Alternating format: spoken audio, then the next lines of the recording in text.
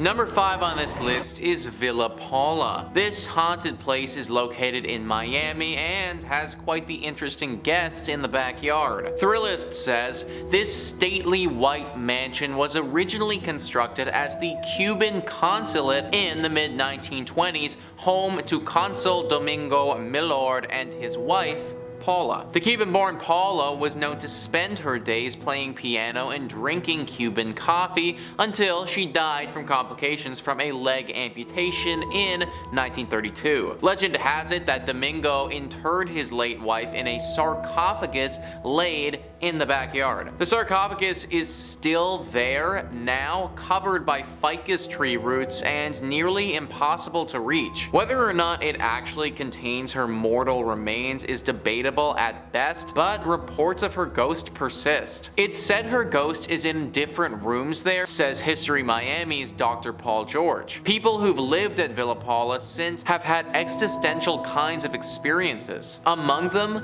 phantom coffee smells and piano playing, a one-legged woman roaming about as well. So there is a literal sarcophagus just chilling in this person's backyard. Can you imagine having that just show up on the house listing? I'd be like, no, we are not okay with that. I'm kind of surprised that no one has gone to go deal with the sarcophagus before. I mean, you can't just leave this thing down there like that and expect the ghost to just go away. I would imagine that Paula's spirit is probably tied to the sarcophagus and in turn it's tied to the area. Granted, I do kind of understand why no one wants to dig it up. Think about all the crazy stuff that's happened with the pyramids. You dig up this sarcophagus and you might end up being cursed for life, which is obviously something that nobody wants. But now we're left in this awkward place where we can't get rid of the ghost, but at the same time can't live here either. That's why I'm recommending to all of you watching, just avoid Villa Paula altogether. Number 4 on this list is the Blue Anchor Pub. So this is an interesting one because this pub didn't actually start in Florida. Thrillist says this pub was built in 1840s London during Jack the Ripper times, so it should be no surprise that it's haunted. The story goes that the bar was raised in London, but its wooden interiors were sent to New York City and then onto this sleepy Florida town in 1996. Little did anyone know that the pub's original elements came with the ghost of Bertha Starkley, a cheating wife who was murdered by her husband. Today, she can be heard rattling pots, knocking things over, and wailing in the middle of the night at the Blue Anchor. Every night around 10 p.m., the time that she was murdered, Bertha likes to remind everyone she's still here, so the current owners ring the ship's bell to scare her away. So, first thing, I've never actually heard of that before, where they take a building from one continent and then just decide to move it over to another continent. This bar must look pretty cool on the inside to go to all that trouble though. Obviously, this was a bit of a mistake and everyone would have been better served if we relocated this thing straight to the dump. Bertha doesn't care if it's in London or America or anywhere. As long as the structure of this pub is still intact, her ghost will still be floating around, which makes it very hard to enjoy a night out at this place. Like, imagine drowning several pints, going to take a piss, and then getting ambushed by some 1800s ghost in the bathroom with your pee-pee hanging out. Like, I don't know if I'd ever be able to recover from that, folks. Number 3 on this list is St. Augustine's Lighthouse. Ah yes, the haunted lighthouse, a true classic. Thrillist says St. Augustine's iconic lighthouse is a Florida landmark built in 1874. But climb up its 219 steps, and it's not just the views that will take your breath away. First, there's the ghost of Joseph Andrew, the original lighthouse keeper who fell to his death while painting the 165-foot tower. Then there are the Pity's 2 daughters who were playing with a building cart when it broke loose and slid into the nearby bay, drowning them both. While the girls giggle and run up and down the lighthouse steps, Joseph has been reported smoking cigars at the top of the lighthouse, keeping watch over his forever home. You know guys, if I had to be a ghost, then being Joseph wouldn't be the worst. I get to look out at the pretty scenery at the top of my lighthouse where hardly anyone bothers me, and I get to smoke cigars all day. Like, obviously I wouldn't want to be a ghost, but if I had to be, then this wouldn't be that bad. Either way, I'm not a ghost now. I am very much a human being, and if I want to stay a human being, then I recommend avoiding this place. It can obviously be very jarring to see two little ghost girls running around, and even though all of these ghosts are supposed to be pretty chill, we know that the paranormal can be unpredictable. I'm sure that there are tons of other non-haunted Florida lighthouses around if you're really pining for a good view. Number 2 on this list is Fort East Martello. If you don't like dolls, then you really won't like this one, guys. Thrillist says, if there is one rule all Floridians follow, it's do not mess with Robert the doll. The 4-foot figurine has terrorized anyone who hasn't taken him seriously since he was gifted to artist Robert Jean Otto in 1904. Otto blamed any mischievous act around him on Robert the doll, effectively coining the oft-repeated Robert did it mantra. The doll currently holds court inside Fort East Martello, where he lives inside a glass case surrounded by a constant soundtrack of haunting xylophone music. The room evokes a heavy air immediately upon entering, and the walls are papered with apology notes from cocky tourists who've dared cross the world's most haunted plaything. Even the Prince of Darkness himself, Ozzy Osbourne, felt Robert's wrath when he suffered a series of health mishaps shortly after dissing the doll on his reality show. I don't like dolls, folks, especially the haunted variety, so this entry obviously had to make the list. Clearly it curses you after you see it because people literally have to come back here and ask for its forgiveness. I don't know if the notes work or not, but I guess that's all you can do when you're dealing with a haunted doll. Hopefully this doll can just chill out and stop haunting people, but in the meantime, I just flat out avoid going to this place in Florida altogether. And number 1 on this list is Casa Monica Resort and Spa. It really sucks that this place is so haunted because it's truly beautiful. Thrillist says St. Augustine's fanciest hotel is also its most haunted. In fact, this 5-star Mediterranean revival haunt is a hotbed of spectral activity. Children are heard running along the 4th floor, but no one is there. The radio in the Ponce de Leon suite randomly comes on, but no one's there. Guests of room 411 wake up to people staring at them,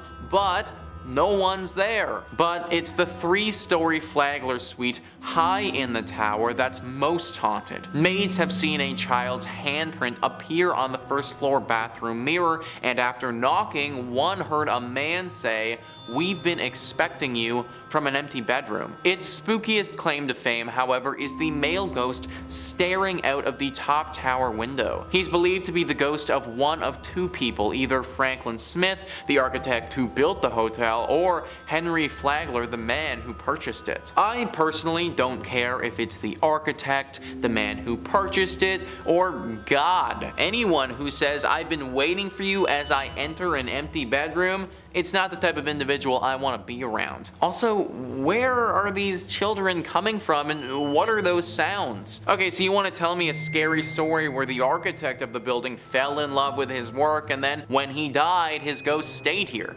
Alright, fine, I can buy that, I can believe that, but like, what are the children doing here? What do they have to do with this place and the architect? Maybe this is just one of those spots where it doesn't matter what happened here, it doesn't matter what will happen here in the future, it's just always destined to be haunted. Number 5 on this list is the Carolina Inn. This inn has actually been voted one of the most haunted in America by a few different lists.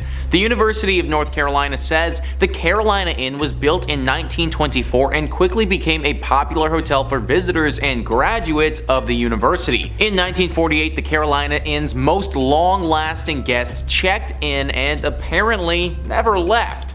Dr. William Jacaux was a fun-loving man with a witty sense of humor, had recently retired from practicing medicine, and decided to make the Carolina Inn his final home. He lived in room 252 for 17 years before his death in 1965. As shared by the Carolina Inn, guests that have stayed in Jacaux' old room report being inexplicably locked out of the suite. One time, the lock was so stubborn that a workman had to use a ladder to break into the room. Visitors have also noticed strange occurrences such as messy bath mats and previously closed curtains being pulled wide open. Some have encountered the smell of freshly cut flowers despite none being in the room, and felt their bodies become strangely cold for no apparent reason. This is only part of the stuff that goes down at this room as well, guys. Some people have reported seeing a poorly dressed man approach them looking for an unlocked door, and then if they show it to him, he runs away screaming. It's thought that this is the ghost of Dr. William Jacaux. I don't know why unlocked doors scare this dude so much, but anyone who's gonna spend 17 years in this hotel is probably a bit of a weird dude.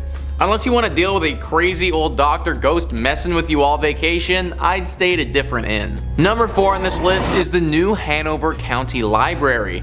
I don't know why, guys, but something about haunted libraries is just so intriguing to me.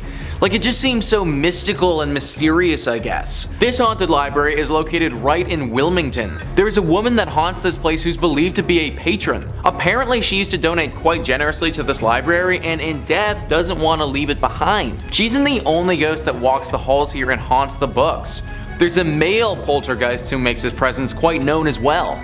He apparently died in a duel that happened here many years ago before this land was turned into a library. Nowadays, these two ghosts make it very hard to do any serious learning or studying considering they haunt the place so much. The woman isn't too bad, she just shows up and looks super creepy, but from my reading, she only actually punishes those who cause harm to the library or make fun of it. Those who come here to learn and to read, she leaves them be for the most part. The man, however, is certainly quite the pest. He often messes with those that come here and makes it very difficult for people to accomplish anything. I love libraries, I think that we should all go to them more often, but maybe just not this one specifically. Number 3 on this list is Fort Fisher. Fort Fisher was a critical fort during the American Civil War. It was used by the Confederate Army and was pretty instrumental for them from 1861 to 1865. This fort was used to protect an important trade post there that the Army needed. They defended this place for those 4 years, but then in 1865, the Union Army came in and was finally able to capture it. This battle was a very bloody one and was actually huge for the Union Army and the overall scope of the war. Apparently, there was a lot of death at this fort, and that death, it's never really gone away. Now, this fort is teeming with paranormal activity. Visitors will often report hearing gunshots coming from thin air, the sounds of many footsteps all running at once as if people were charging ahead. Orbs of energy appear in front of them from no apparent source. There are 2 very famous ghosts that haunt this place as well, Robert E. Harrell and General William Whitling. Robert was apparently an outcast who died under mysterious circumstances and has not been able to rest since. The general was actually taken prisoner and killed at Fort Columbus, but he returned to this place because he feels regret for how he failed in life. He was apparently responsible for defending this place and was not capable of doing so. A very haunted fort that I wouldn't recommend going to. Number 2 on this list is Lydias Bridge. Who is Lydia and why does she have a bridge and why is it haunted? Well, Lydia is quite the famous ghost. This is a true ghost. Like, when you think of a ghost and a ghost story, this meets all the criteria for a good one. Spectrum Local News says people traveling between Jamestown and Greensboro on US Highway 70A said they've encountered the ghost of Lydia, a hitchhiker. If she's picked up, she gets into the car and vanishes before she reaches the requested destination. Various versions of the Lydia legend have been passed along over the years, and there are apparently 11 different versions of the story that are set in North Carolina. It's common for folks to go ghost hunting for Lydia near the bridge. In the book Looking for Lydia, historians Michael Reniger and Amy Greer cite the 1923 death of Annie C. Johnson as the real-life Lydia who died after a car flipped in 1920. That is a story with some history, man. Literally since the 1920s this has been going on, and there are 11 different versions of the story. A story like this isn't just made up. It's not just something that one person posted on Creepypasta that became a thing. No, this has been part of the identity of North Carolina for a century. Countless people have picked up this woman and then had her disappear right before their very eyes. Car accidents have happened for people driving this woman and then getting so shocked that they spin off the road when she disappears. Lydia, or Annie, is a real ghost who stalks drivers along this road and especially this bridge. Although she isn't inherently evil in nature, as I said before, accidents have happened when people realize they were just driving a ghost around. I have no idea where Lydia is trying to get to, but trust me, you probably don't want to be the person to take her there. And finally, number 1 on this list is the Devil's Tramping Grounds. This is in reference to a very strange patch of soil in North Carolina. For decades, this circle of dirt has allowed nothing to grow on it at all, whilst the area surrounding it is home to luscious wildlife. The Sun Journal says regional legend maintains that Satan frequents the area on his nightly walks, pacing the circle as he contemplates his nefarious deeds. Normal vegetation surrounds the circle, but only a wiry grass grows inside it, and no plant life of any kind can be found on the path itself. Visitors have also claimed to see red glowing eyes in the circle. Now, there could be any number of reasons for why nothing is growing on this patch of dirt. Simply because an area of land cannot grow wildlife doesn't automatically mean the devil himself has anything to do with it. But throw in the fact that there are 2 red glowing eyes there, plus a few other creepy occurrences, and we might just have something demonic afoot. Locals have reported putting objects in the center of the circle, then coming back a little while later and having those same items moved outside the circle, as if someone or something did this deliberately. The thinking is that this circle is a place used by the devil to dance or to perform rituals that we don't understand. Having things inside his circle of death doesn't make for a great dancing spot or sacrificial zone, so those things need to get moved. That's why we see the red eyes in the night, and there's an overwhelming sensation of dread in the area. It's the devil doing his devilish things. A daring reporter actually decided to test this theory one evening and slept in the exact spot in a tent. He said that the entire evening he heard the distinct sounds of dancing footprints outside his tent, but couldn't spot anything when he looked out. My dude literally could have been like 1 foot away from the actual devil. No idea how he managed to make it through the entire night, but honestly, solid respect. Either way, this guy's story is an exception, not the norm. I'd avoid this place at all costs, cause if you don't, the devil might actually make you pay for it. Number 5 on this list is the Hay Adams Hotel. This hotel is located in Washington, D.C. and has quite the history to it. USA Today writes, quite possibly the most famous hotel in the capital, the Hay Adams has hosted many a politician, including the Obamas before inauguration. In 1884, best friends John Hay, Abraham Lincoln's private secretary and later a Secretary of State,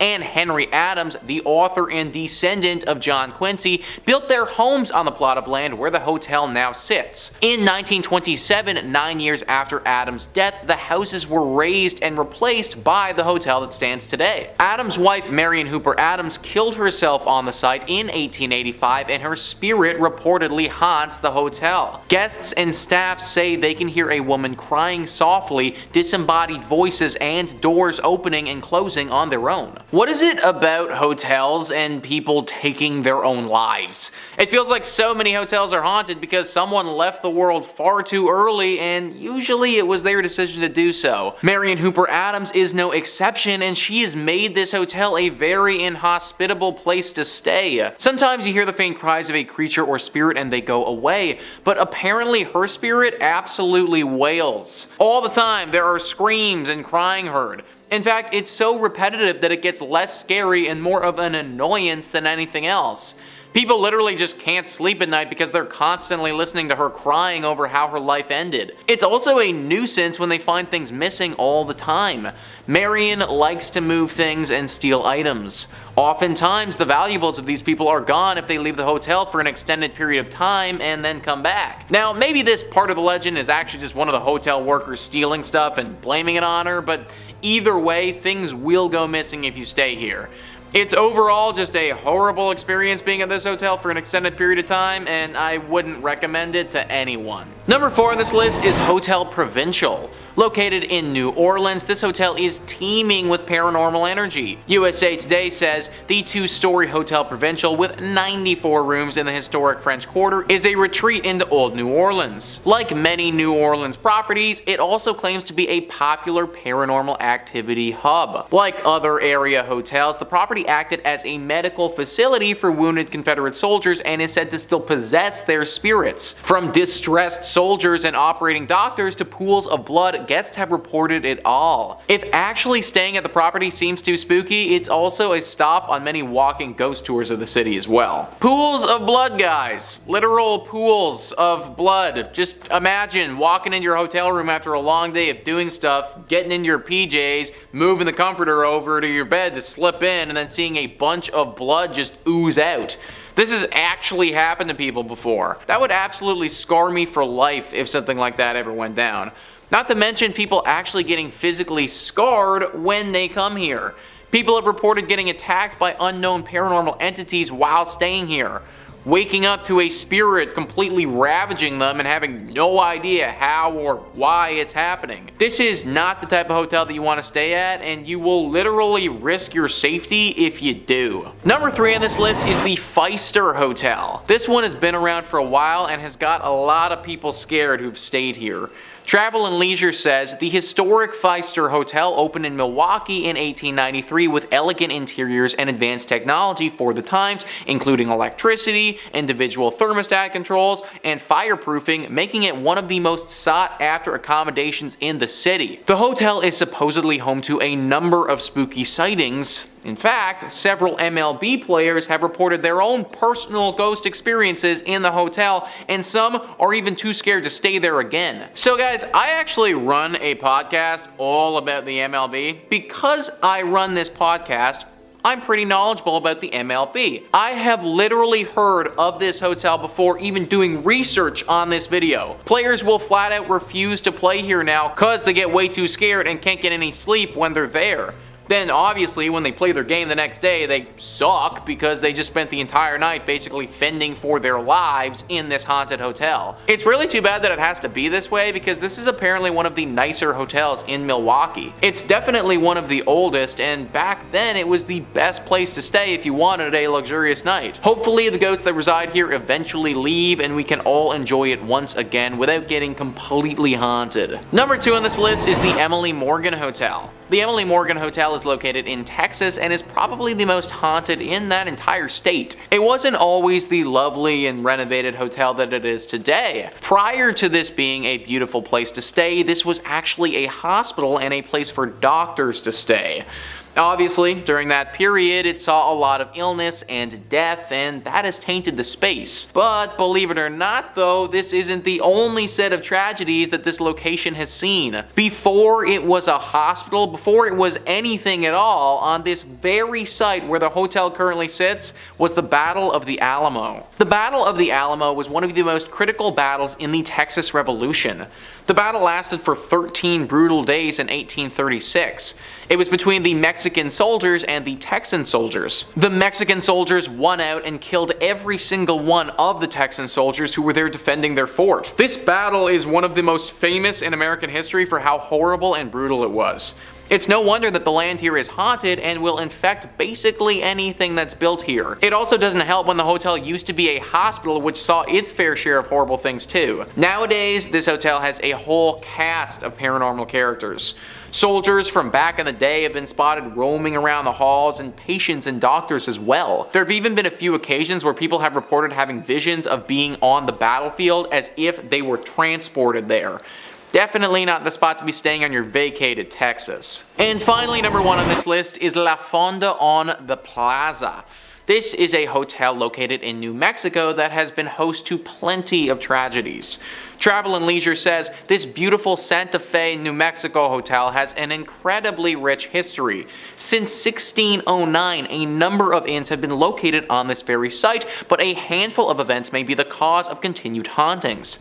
According to the National Trust for Historic Preservation, the ghosts of a judge shot in the lobby, a businessman who gambled everything away at the hotel before jumping down a well, and a bride killed on her wedding night are just a few of the spirits that you may come across during your stay here. That's 3 spirits too many for me, guys. Whenever situations like this arise, I start to question things. What I mean is that, isn't this a little bit odd that 3 totally separate, completely different tragic events all took place right here at different times?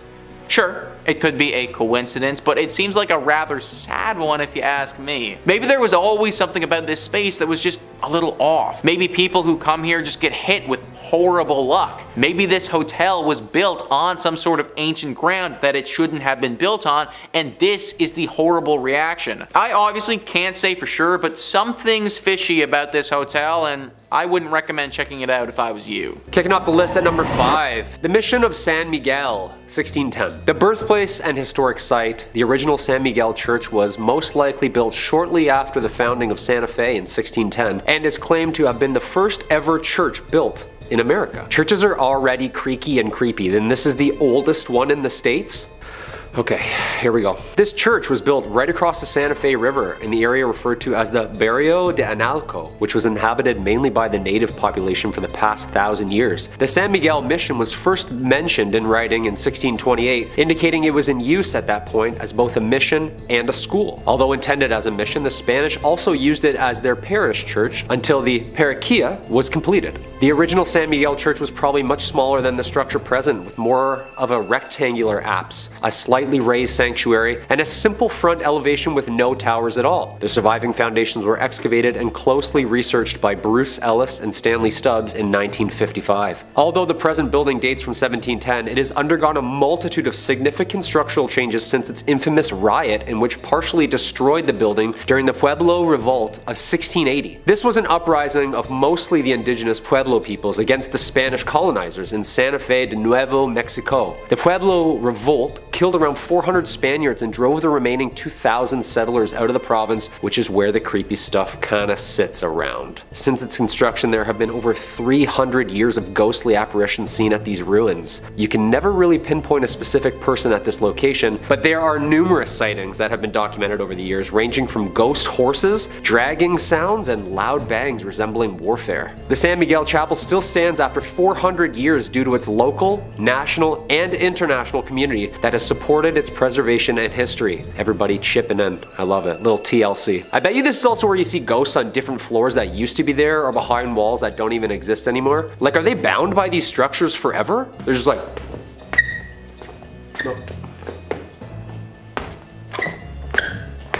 Forever? Number 4, La Posada Hotel, 1882. Located at 330 East Palace Avenue in Santa Fe, New Mexico, La Posada Hotel is more than 100 years old, finishing construction in 1884. A lively and prominent spot for celebrities in town during the 1900s, it was originally built to be the home of Mr. Abraham and Mrs. Julia Stabb.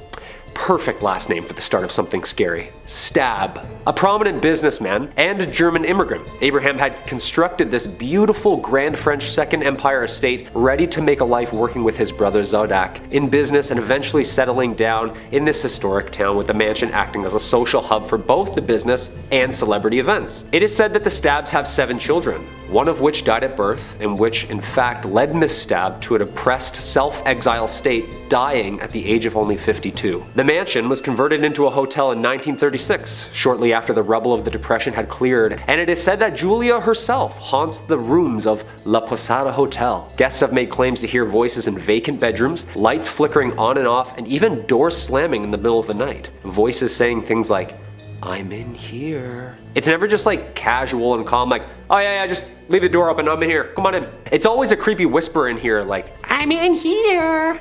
Too creepy. La Posada Hotel Resort and Spa still remains one of New Mexico's most haunted hotels and is active and encourages overnighters to check out the Julia Stabb package, which involves a ghostly tour, history lesson of the grounds, a lovely dinner away from the kids, and a day done right by the pool or spa. Unfortunately, I won't be taking them up on the Stabb package at any time soon. Not at all. No chance. I hear one thing in the middle of the night and I'm out, and I'm up quickly. 12 seconds flat. I'm just like... Number 3, the Old State Penitentiary, 1885. The Old State is located 15 miles south of central Santa Fe and is an active men's maximum security prison that was built in 1885. Acting as a prison system for the US, the prison saw 3 massive riots in its entirety, including 1922, 1953, and the worst and most bloody riot of all, 1980. One of the worst prison riots in American history. It's presumed to be the reason behind its haunting reputation. On February 2nd, 1980, several inmates initiated a riot which led to the inmates gaining control over the prison for a full day and a half. Unfortunately, at the time, post-70s, the prison was overcrowded, underfunded, and riddled with untrained, fresh-faced security guards with the rampant need for excess bodies due to the overgrowing inmate count. After escaping and organizing this event, the cellmates then tortured 12 prison guards and brutally murdered 33 other inmates. These riots soon became medieval in nature, gruesome, and truly evil. The most famous area for paranormal sightings can be heard and seen around cell block 4. Men here were brutally butchered, dismembered, decapitated, and some even hung up on the cells and burned alive. This section of the prison was closed in 1998 and is now referred to as Old Main. As if that history isn't dark enough, witnesses and researchers claim that there's a ton of spirits that roam this prison. Dark figures and ghostly shadows have been seen roaming the cells and halls, unexplainable slamming of cell doors, men's voices, strange noises, and even echoed screams can be heard at this location. This is why I don't even jaywalk, people. Stay a couple nights at this haunted prison looking at axe marks on the ground? Yeah, no, I'm getting my phone out right away. I know exactly who I'm gonna call. Yeah. Number 2, the Amador Hotel. Located at 251 West Amador Street at the corner of Water Street and Las Cruces, which translates to the Crosses, an area in New Mexico spanning as far back as the settled early 1800s, was thought to be an early mass grave site for the amount of crosses present in the city. The Amador Hotel has stood serving the community in multiple ways over the years, including a courthouse, a post office, a bank, hotel, and even a county office center. Yeah, can I get 2 stamps, please? Thanks. Built in 1866, the Amador Hotel is a popular Las Cruces ghost tour, and some of the rooms were even used as jail cells. Hey, you're grounded for 15 years to life, I don't know. The courthouse was completed in 1885. Amador added another story to the remaining structure, and Amador Hall became a community center where people conversed in drinking and in storytelling. During tours, guests have reported seeing shadowy figures lurking in the hallways, numerous cold spots, flashlights turning on and off by themselves, and having their arms even touched or scratched. Oh yeah, that's it. Just a little to the left. That's perfect. Some even say it's the work of a little ghost girl named Annie, who frequently visits the room on the 2nd floor. Giggling. Like, giggling is great and all until like a 200-year-old spirit giggles right in your face. Like, what is still funny? This is terrifying. Joke must have been that good. Little ghost girls? Yeah, that's the scariest ghosts imaginable. 100%. The Amador Hotel ghost tour starts at 8 p.m. and during a visit through the tour of the grounds, history and ghost hunting begins. I'm a strict matinee ghost hunter myself, only during the day, or never. Or like around brunch, that's like perfect, nice and sunny. And coming in at number 1, Double Eagle Restaurant. If you're heading down to Masala, New Mexico this weekend and enjoy burgers and ghost stories, well, then the Double Eagle Restaurant is a must stop for you. Known not only for the world's largest green pepper chili burger, this blast from the past decorated head to toe in its luxurious upscale Victorian decor is now the home to 2 prominent and active restaurants, the Double Eagle and Pepper's Cafe. Alright, here we go, let's dive in. Possibly the world's most haunted restaurants, originally owned by the Mace family, owning one of the leading and most lucrative import-export businesses in Santa Fe, was Senor and Senora Mace. Senora Mace expected only the best for her eldest son, Armando. Mothers and their sons, right? Always imaginarily wiping something off their faces. Come here, come, just, there's more. There is grim history here, involving 2 forbidden star-crossed lovers and a pair of sewing scissors. Thank you. The Double Eagle Restaurant is not only home for great food, beautifully handcrafted cocktails, but also home to a double homicide gruesome murder, in which these victims' souls would seem to be trapped within these walls forever. Armando, son and heir to his parents' business, falling head over heels in love with the family's household servant named Enos. Although Enos reciprocated such feelings about Armando, their relationship had to remain a secret due to Armando's mother's strict ordinance and the difference in the teenager's social and political positions. When Senora Mace discovered this relationship, she demanded that it end at once and banished Enos from her home indefinitely. It is said that one day Senora Mace came home, and unexpectedly interrupting the lovers, mid-swoon, entranced by their love as she grabbed her sewing scissors from the basket on the patio and and attacked Enos, stabbing and killing her. As she prepared to strike again, Armando, her son, threw his body in front of Enos and was stabbed instead. Yeah, that's some Romeo and Juliet stuff there, people. The murders were held in the famous Carlotta Salon Room, which can be visited at any time. A heavily requested stop where spooky-goers can see a newspaper article titled Young Lover Ghosts on display, as well as an array of pictures taken of the young ghost lovers together over the years. That's terrifying! Here's the room, here's what happened, here's some proof. That's all I need to know. I've made my mind up. For never was a story of more woe than this of Enos and her Armando, and I tried to end on somewhat of a happy note. Love lasts forever, and that's what I'm taking from this. Number 5 on this list is the Molly Brown House. If you live in Denver, then there is no way that you aren't familiar with this haunted place. Thrillist says you've no doubt heard of the Molly Brown House and likely passed it on the street once or twice too. Molly Brown was a notable member of Denver's elite and perhaps known best for being a Titanic survivor, and despite allegedly living a relatively happy life, visitors to the museum and staff have reported quite a bit of strange happenings. Some have smelled what's believed to be husband J.J. Brown's pipe, or have witnessed lights off and on the fritz, and staff have reported furniture being seemingly rearranged. Sometimes figures can even be seen roaming the house. A visit is worth it alone for the history, but the potential for getting a bit spooked or walking into a cold spot is definitely an added bonus. We once again have one of those locations where no one has any idea why it's haunted, it just is. Maybe it's the connection to the Titanic that has got this place acting funky. Obviously, that was a very unnatural occurrence and took the lives of tons of people in a very sad way. So I could believe that the Titanic and the survivor of the Titanic plays some role into why this place is haunted the way that it is. Good news is that this isn't the worst haunting that you can run into. Like, yes, you will get a little scared for sure. You might smell something funny, or have a ghost pull something on you, or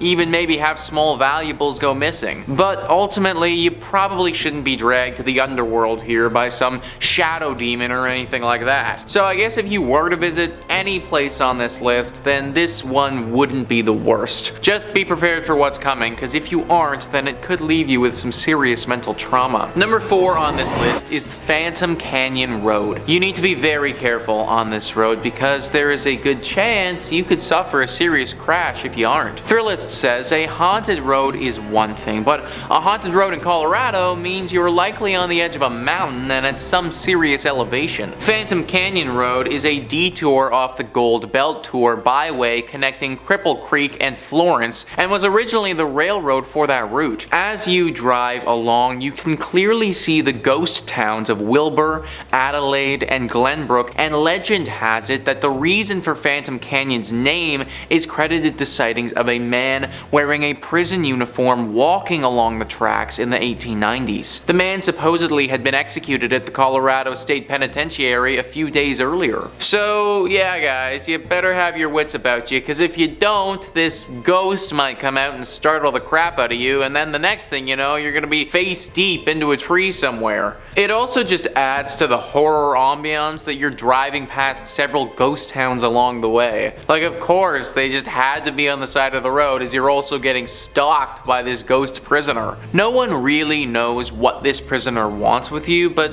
let's face it, I can't imagine it's good. My dude was executed back in the day, so for one, what he did was probably pretty bad to warrant a punishment like that, and then secondly, he literally got executed, and I can only guess that his ghost probably isn't too pleased about that. Y'all need to be especially careful if you're driving down this road, because at any point this guy could pop out. Number 3 on this list is Central City Masonic Cemetery. Of course we had to have a cemetery on this list. No haunted place list would be complete without at least one of them. Thrillist says, founded as a mining town in the late 1800s, Central City is now known as a destination for those looking to head to the hills for a gambling fix in the casinos that now dot the area. But one thing hasn't changed. The woman in black who twice a year appears in this hilltop cemetery above the town. Known as the Columbine Lady, she comes to visit the grave of of John Cameron, a prominent former resident of Central City who died in 1884. Some believe she is his fiancée, appearing to leave flowers for her lost love on November 1st, the anniversary of Cameron's death, and April 5th, a date for which the significance remains a mystery, much like the woman herself. This place is safe to go to if, of course, you do not go during these times. She's been coming for a long time, and anyone who tried to interfere with her has had to pay the price. Now, people kind of suspect that she was in a relationship with John Cameron, but there's also another theory. Many people think that John actually wronged her in his life, and that this woman in black comes twice a year to double check that John is still dead and hasn't come back to life by some means. Pretty scary tale for sure, one that you probably don't want to get involved with. Number 2 on this list is the Broadmoor. Located in Colorado Springs, this hotel would be freaking awesome if it wasn't so haunted. Thrillist says this sprawling 5-star hotel has a lot to offer for anyone seeking a relaxing and indulgent getaway. But along with the golf course, spa, and nearby zoo, there's one feature you won't find in any brochure. Staff and guests alike have reported the presence of a woman, often in the penthouse where Julia Penrose, co-founder of the property, once lived. While not confirmed, Penrose's death is said to have been surrounded by a strange occurrence in which she went missing and was later found, confused and shaking in the woods nearby with no memory of how she got there. She passed away a week later, and perhaps her spirit remains, watching over the property and seeking answers about her own mysterious death. Now I am wondering, man, how did Penrose die? Like, this whole story feels like a movie or something like that. I truly think somebody needs to get in here and investigate what the heck happened here. Because, like, should we be scared of the region because this is gonna happen again? Was Julia doing something specific before she disappeared, and should we avoid doing that thing? There are just so many questions that need to be answered here, and sadly I can't do it from the comfort of Toronto. That being said, I'm also not trying to end up like Julia, and therefore will be leaving this job to somebody far more qualified. And finally, number 1 on this list is the Highlands Ranch Mansion. A truly picturesque mansion, one that's been standing for over 100 years and one that's home to a ghostly spirit. Thrillist says this sprawling stone mansion, built in 1891, is often rented for weddings and events due to its impressive structural beauty and picturesque prairie views. But it's also a historic property and somewhat of a museum of the times, with a bit of paranormal activity sprinkled in. The ghost of Julia Kistler, daughter of F. Kistler, who bought the property in 1926, is said to haunt the home, with visitors and staff alike reporting hearing a woman's sobs, seeing a silhouette figure moving about when the mansion was otherwise vacant, and lights sporadically turning on and off. I don't know about you guys, but during my wedding ceremony, I want to hear beautiful sounding music, not the sobs of some ghost woman thing. Apparently she's crying all the time, and this woman's emotions are not something to play with. There's a story where once several children were playing around here. There was a wedding ceremony scheduled here for later that day, and the children were off doing what kids do before the proceedings got underway. They ran into this ghost crying, and then they started to make fun of her. They were rude and definitely unkind, but they also didn't deserve what she did next. It's said that in a fit of rage, she flew inside their bodies and possessed each and every one of them for a short time, showing them things that were truly terrifying. Things that have ultimately changed those boys' lives and altered their mentality forever. Any ghost that's capable of doing something like that, that's one that I don't want to be around. Coming in at number 5, we have Hotel Park Central. Located on Central Avenue in Albuquerque, you'll find Hotel Park Central. The original building was constructed in 1924 and served as a hospital. It was then purchased in the 1980s and transformed into a mental health hospital. However, in 2010, a major renovation occurred with a $21 million investment, and it became the luxury hotel that we know today. The hauntings in this building date back to the time it served as a hospital. Patients would report seeing apparitions, hearing voices, seeing objects move, and feeling the presence of other beings when nobody was there. As well, when it was a mental hospital, it was known by patients and workers that on the top floor on the right wing, there is a ghost of a woman that likes to watch people in the hallways. Patients also reported having their bedsheets pulled off them them in the middle of the night. Patients were not the only ones to experience things that couldn't be explained though. Staff of the hospital did too. They would often have the sensation of being watched, as well as hearing something whisper in their ear, the movement of objects, and a general sense of heaviness throughout the buildings. Today, many guests at the hotel report similar paranormal experiences, as many guests report feeling watched and the presence of unseen beings. They have also reported hearing voices and shuffling in the stairwells. Several guests have also seen a female apparition on the third floor wing. A group of paranormal investigators were brought onto the scene of the hotel. The investigators were 3 team members who all experienced unexplained voices and whispering while close to the hotel. They also reported distinct coolness near their bodies and a sense of being watched. After reviewing their evidence, some of these experiences were captured on digital voice recorders. They also carried out the flashlight technique, an attempt at communication with the spirit that involves the answering of questions through the turning on and off of the flashlight.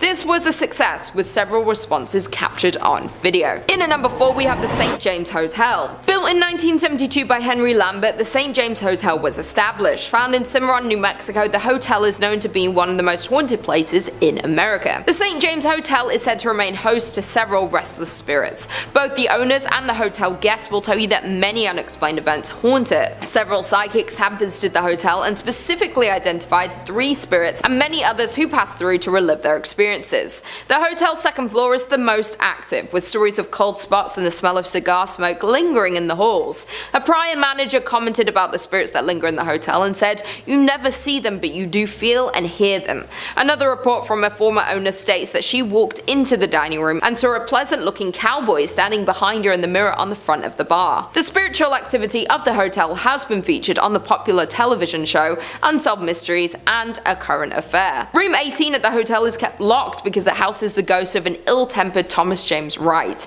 who lost his life at his door just after winning the rights to the hotel in a poker game. Having been injured from behind, Wright continued into the room and slowly met the end of his life. Because of the tragic accident that happened in room 18, it is known as one of the scariest and most haunted rooms. This can be seen with one former owner who said she was pushed down while in the room, and on another occasion saw a ball of angry orange light floating in the upper corner. The staff considers the room to be the most haunted, and people are rarely allowed to enter this room, much less sleep in it. Rumors abound that when the room was rented, several mysterious deaths occurred there. Other unknown entities are also said to roam the hotel, creating a host of paranormal activities. Staff report that items constantly fall off walls and shelves, and electrical equipment at the front desk behaves unpredictably. Others have reported cold spots throughout the historic inn, lights that seemingly turn on by themselves, feelings of being watched by unseen eyes, and cameras that cease to work inside the hotel, strangely returning to normal after leaving St. James. In at number 3 we have Kimo Theater. Built in 1927, this grand palace of a theater certainly is a masterpiece of Pablo Deco fused with Art Deco. The creation of this beautiful southwestern style theater was financed by a hard-working wealthy entrepreneur, Oreste Bacecchi, who wanted to fulfill a lifelong dream of building a grand theater which would rival other larger-than-life movie palaces that were springing up around the United States. A large fire in 1963 destroyed Kimo Theater's iconic stage and much of the building, prompting the Bacecchi family to demolish it. In 1977, the same year, the theater was listed on the National Register of Historic Places. The citizens of Albuquerque voted to purchase Kimo Theater at a steep discount. In return, the city of Albuquerque offered to fund the restoration of the landmark attraction. With the change of hands, local restoration experts were hired to restore Kimo Theater to its former glory. The hauntings of Kimo Theater can be traced back to a freak accident that happened in the late afternoon on August 2nd, 1951. Back then, hundreds of moviegoers were in Kimo Theater to catch the latest films. Without warning, a water heater located in the theater's lobby exploded, sending scalding hot steam and plaster into the air. A total of 8 people were injured in the accident, including one person losing their life, Bobby Darnell. Since then, the theater is said to be haunted by the ghost of Bobby. Performers and staff of Kimo Theater have all reported strange and unexplainable activities happening in the theater. In particular, donuts placed backstage for performers would often go missing. To appease appease the spirit of Bobby, an altar was erected beneath the stairs to the dressing rooms. Toys, sweets and donuts would be placed before every major performance to ensure the success of each show. Those who didn't would face a disastrous performance. Kimo Theater's technical manager Dennis Potter recounted an incident in December 1986 when the donuts were removed by Andrew Shear, director of A Christmas Carol, just minutes before the first show. It did not take long before the disaster occurred. Electrical cables fell, lights exploded, doors on the set opened without warning, and performers had forgotten their lines. After the end of the disastrous show, the donuts were promptly replaced and the next show went off without a hiccup. However, an interview with Andrew contradicted the Potter's story, with the former claiming that the donuts were never removed or replaced. Apart from the unexplainable disruptions, staff working at Kimo Theater have also reported seeing the ghost of Bobby, dressed in a striped shirt and blue pants. The ghost of Bobby is often seen loitering on the lobby staircase looking for the next victim of his harmless shenanigans. And finally, in at number 1 we have the Lunar Mansion. The Lunar Mansion in Los Lunas, New Mexico is known for one thing, and it's its ghost stories. Over the years, the Lunar Mansion in Los Lunas has gained a reputation as being haunted. Guests and staff alike have shared stories of unexplained activity, which some chalk up to the paranormal. Over the years, the mansion changed hands several times before it was purchased and renovated as a fine dining establishment in the 1970s. It was then that the ghost of Josephina began to appear. Perhaps she didn't like the renovations, or maybe she just wants to stick around to make sure they were doing a good job on the home that she had spent so many years looking after. Dressed in 1920s period clothing, she had been described by employees as appearing very real. Most often she is seen in 2 former bedrooms on the 2nd floor, an attic, storeroom, and at the top of the stairs leading to the 2nd floor bar. At the top of the stairs sits an old rocking chair, which she has often been seen sitting in and rocking slowly. On one occasion, when an employee approached the ghost, she simply stood up and then slowly vanished. More often she is seen walking up and down the stairs, a habit that has been so commonplace that employees barely notice anymore. Where there's one spirit, others seem to follow, and more ghostly apparitions have been seen at the mansion. One of these is a former servant named Cruz, who was thought to have been a groundskeeper. Most often seen on the main level, he is said to be particularly friendly to women and children and likes to play practical jokes on the employees and patrons. On one occasion, he was seen sitting on a sofa as if waiting to be served. Dressed in vintage attire, the man was relaxing patiently when a waitress asked another staff member why he hadn't been served. However, the response was, "What man?" And when the waitress looked back to the sofa, the vintage spirit faded away. Coming in at number 5, we have William A. Irvin. During the fall season, the ship has haunted tours with actors, but the ship really is haunted. The haunted ship began in Duluth in 1992. Before the haunted ship started, the William A. Irvin was open for regular boat tours during the month of October. Historically, this month was really slow, and the DECC needed a way to generate more revenue during this quiet month. Having heard about a failed attempt by Cleveland's William G. Mather trying to become a haunted ship, the DECC decided to try their own hands at a haunted attraction. The William A. Irvin partnered up with UMD to give the school's drama department some experience on production and acting. Needless to say, their attempt was a huge success. More than 2 decades later, the haunted ship is the peak of the Irvin's yearly business. The most common sighting that employees relate is that a lady in white has been seen walking around the ship, noticeably. She is usually up on deck and is dressed in period clothing. Nobody has ever been able to identify who she is or why she is tied to the vessel. There is also said to be a former captain who is still overseeing his ship. He is most often seen in the captain's chair and is said to be angry that the ship remains in dock and is no longer seaworthy. There are another 2 men haunting the ship. One sticks to the front of the ship and apparently does not understand what has happened to him, while the other sticks to the rear of the ship and has confirmed that he died after falling from a ladder. The family of the second man has come forward and said the story surrounding his death was always suspicious and they were denied a claim to his pension. In at number 4 we have Enga Tower. The 82-year-old watchtower can be found right in the middle of Enga Park. The tower was built in 1939 and looks over the Duluth Harbor, being known as one of the most well-known haunted places in Minnesota, and for good reason. The tower is 531 feet above Lake Superior and is built of bluestone from local sources. Enga Tower was first dedicated by Crown Prince Olaf and Crown Princess Martha of Norway on June 15th. It was built as a tribute to businessman Bert Enger, who passed away in 1931. The dedication was in honor of Bert Enger, a native of Norway who came to this country and became a successful furniture dealer. At the time of his death, Mr. Enger donated 2/3 of his estate to the city of Duluth. This included the land known as Enger Hill, which along with Enger Tower is also the home of Enger Park and Enger Golf Course. The tower can be seen almost anywhere throughout the city and has since been restored. There is a local legend that a man took his own life in 1948 by jumping off the 5th level of Enger Tower. They say his body has been found hours later but was never identified. That being said, there are numerous ghost stories of visitors seeing a man on the 5th floor of the tower before entering, but when they reach the top, he is gone. Coming in at number 3, we have Van Dusen Mansion. In 1892, Grain Baron George Van Dusen built a monumental mansion for his family. With 12,000 square feet, 10 fireplaces, a turret, and a $45,000 price tag, the home was a symbol of turn-of-the-century prosperity. After 2 generations of Van Dusens moved out in 1937, the building had been used to house almost everything except a family since, being used as a school, training medical facility, and even a college throughout the years. It was vacant in the late 1930s and spent 20 years as the College of Commerce. It was home to Hamline University Law School, then the Horst International Education Center. In the late 1980s, the castle fell on hard times and became little more than a flophouse. By the early 90s, it was headed for the wrecking ball. 2 weeks before it was scheduled to be demolished, it was rescued by Wisconsin entrepreneur Bob Poling, who bought it for $237,000. Now a venue to hold fairy tale-esque weddings, the Van Dusen Mansion has had its fair share of past lives. In at number 2, we have Mounds Theater. The renovated theater, an 86-year-old movie house, can be found in Minnesota. The old theaters have been rumored for the past several years to be a home of community of creepy ghosts. One story goes as the Mounds was built in 1922 and operated as a movie house until 1967, when it closed so abruptly that when volunteers arrived many years later to renovate the place, they found popcorn on the floor.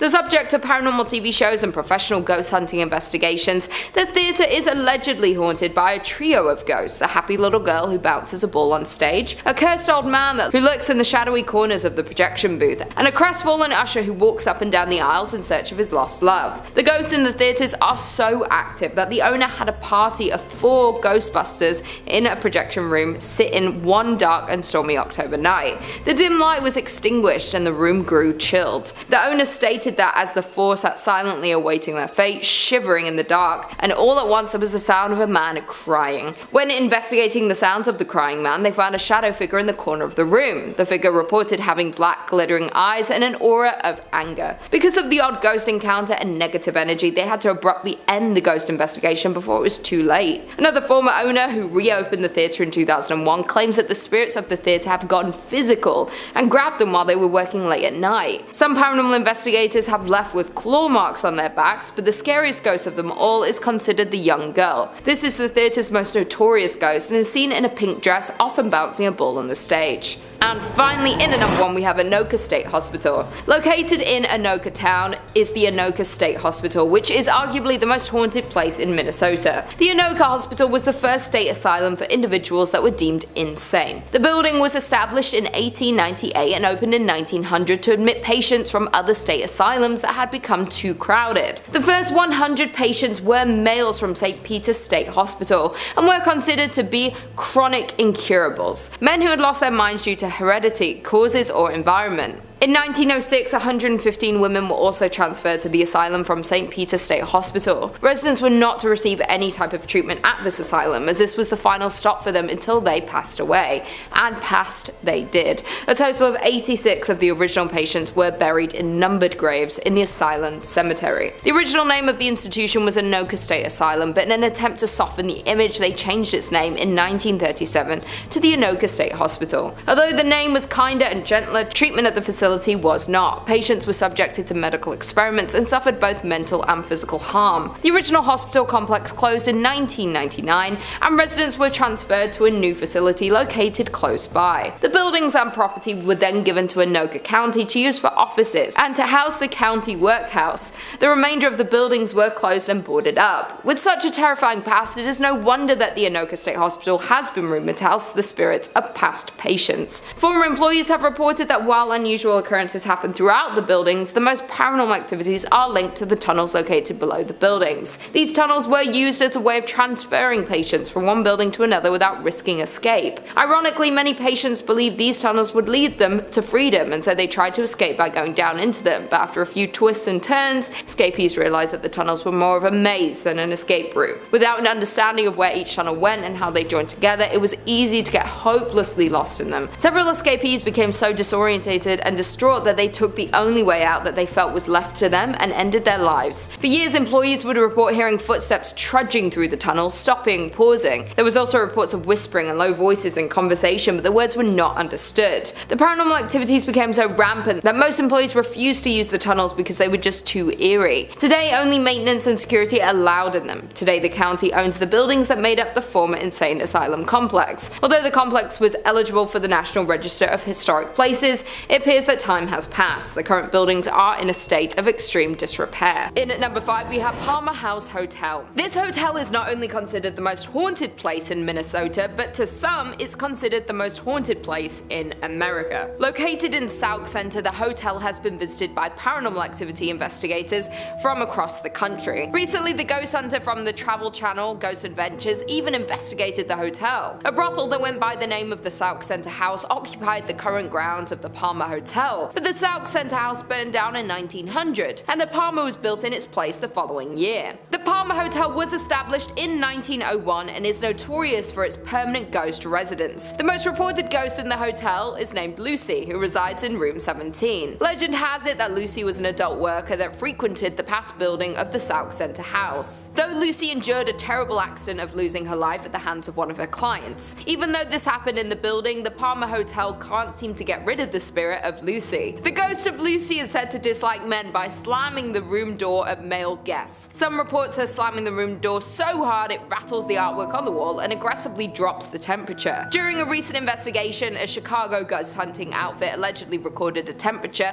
of -1 degrees Fahrenheit during their stay. Additionally, there was a couple staying at the hotel that reported a horrifying ghost encounter in room 17, where the wife woke up in the night and suddenly saw a lanky man dressed in 1920s clothing standing at the foot of the bed. Other active areas include the bar in room 22, home to a spirit named Raymond, rumored to be Lucy's manager. One employee of the Palmer House Hotel has confessed that their favorite paranormal experience is when guests complain about how noisy the people above them are, even though they are on the top floor. The ghost encounters and paranormal activity is so frequent at the Palmer Hotel that the current owner, Kelly Feiser, didn't believe in ghosts, but this changed when she became the owner of the hotel. In at number 4, we have the Soap Factory. The Soap Factory was at its peak during the soap boom of the 1880s, though now the factory has been left abandoned. The Soap Factory is one of the oldest factories in Minneapolis. While the process of making soap required lots of fats, lie in extremely hot temperatures, therefore it wasn't the most glorious or safest workplace in its day. Furthermore, the fats came from animal carcasses, thousands of them. The flow of blood and skin leaked into the Great River next door in the turn of the century. The building's smell of flesh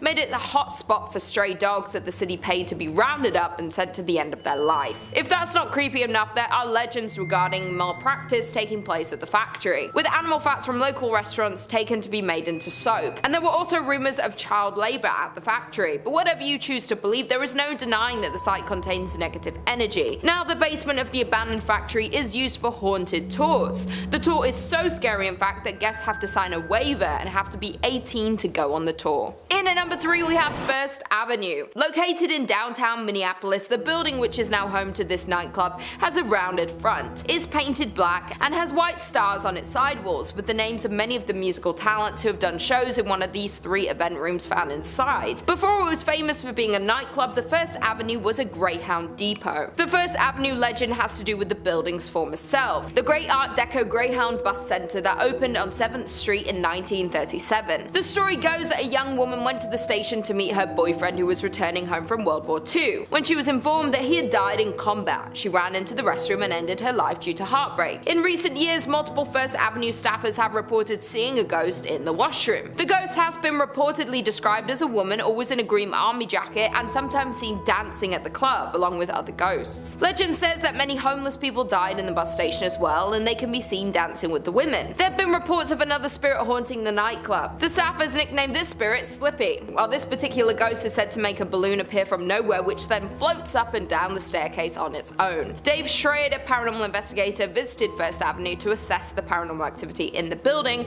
multiple times and has concluded that the building is indeed haunted by many spirits, indicating that the record room is the most active area of the site. While DJs that have played at the venue have reported frequently hearing strange noises through their headphones, such as growls, voices, and screams, other performers report their equipment being pushed off stage with no explanation. In at number 2 we have Schmidt Brewery. Schmidt Brewery became the largest in Minnesota by 1860, producing 1,200 barrels annually and shipping them as far south as Tennessee. It was restructured as the St. Paul Brewing Company in 1898 before being sold to Jacob Schmidt soon after in 1900. Since its opening in 1884, many ghost hunters have visited the Schmidt Brewery to experience some of the many rumored paranormal activities. The brewery has been the site of many constant unexplainable instances, from fires to people losing their lives to terrible accidents. This place has seen a lot of scary sights. While the victims of these events linger around to haunt the grounds of the brewery, even though the building is now used as an artist's loft, that doesn't take away the scary history of the Schmidt Brewery. While most of the ghosts that haunt the grounds of the old brewery have to do with ordinary brewery workers dying in terrible accidents, in 1896 2 workers lost their lives in an explosion. Furthermore, in 1902 a worker fell down an unmarked elevator shaft. Additionally, in 1904 Matthew Colo, a worker whose job was to light gas lamps in the brewery, lost his life from inhaling flames. Schmidt Brewery has been a St. Paul haunt since 1855 for more than a couple of reasons, when owner Jacob Schmidt took down the original North Star Brewery sign,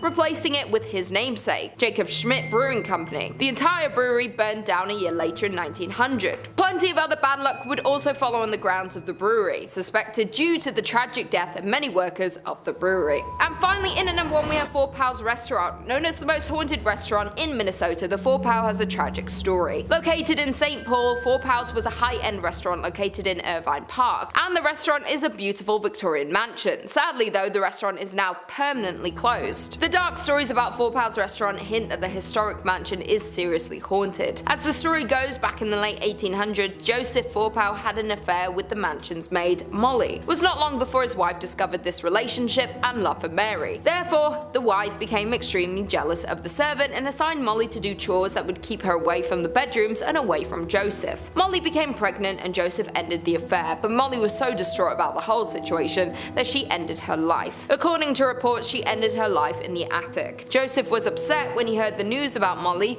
that he figured he could not stay in the house where his beloved died. One day he went out for a walk and ended his life as well. Since then, restaurant guests and employees have reported creepy sightings of a woman dressed in 1800s attire, lights turning off and on by themselves, and strange noises coming from the attic. In one case, the disturbances were so chaotic that it led to an investigation by the St. Paul police, whose canine dog refused to enter the attic. It is said that Joseph and Molly both haunt Four Pals, but many guests have said Molly is more active spirit. People say they have seen the two walking around the dining area, but Molly bangs on walls and smashes glasses. Some people say they can smell her lavender perfume. That being said, Mr. Fourpau is also sometimes seen, and his ghost has been reported wearing a dark waistcoat, silk vest, pinstripe trousers, and a derby hat. He can be seen going to the basement, at which time the lights flicker and shuffling noises are heard. He roams the house and has been caught on film many times. The former staff of the restaurant have also reported on many occasions when they would go floor by floor turning off lights as they closed down for the night. Then when the staff members get in their cars to leave, they'll notice the top floor light is on. Nevertheless, if the restaurant is haunted, the story of Mr. Fourpau and Molly is one of the most devastating to date. Number 5 on this list is the Seelbach Hotel.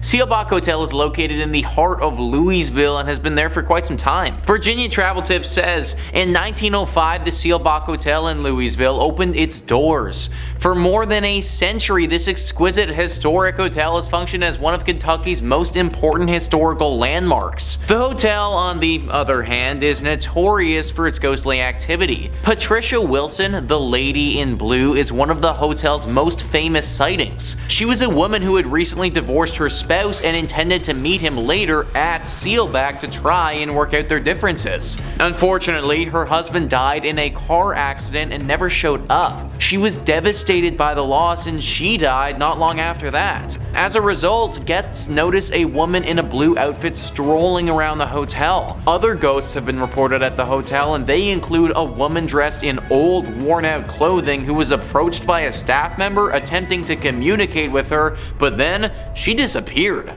Most of the encounters with this woman have been tame, but there have been some that have gotten quite aggressive. Some teenagers were apparently making fun of her or doing something that they shouldn't have been doing, and she responded by literally clawing and scratching at one of them, leaving horrible marks behind. The victim also said that it felt as if she crawled into his brain and told him horrible secrets about himself that he'll never be able to forget. A hotel like this is supposed to be nice and relaxing, but based on what I've read, I don't know if that's going to be the experience you get at Seelbach. Number 4 on this list is the Talbot Tavern. Really too bad that this place is haunted, because it would have been a pretty nice spot to get a brew if it wasn't. Virginia Travel Tips says, built in 1778, the Talbot Tavern is located in Bardstown, Kentucky. Currently, the Haunted Kentucky Tavern serves as both a restaurant and a 5-room B&B, and it's known for being haunted. A former accountant recalls coming across a man in a long coat strolling across the top floor.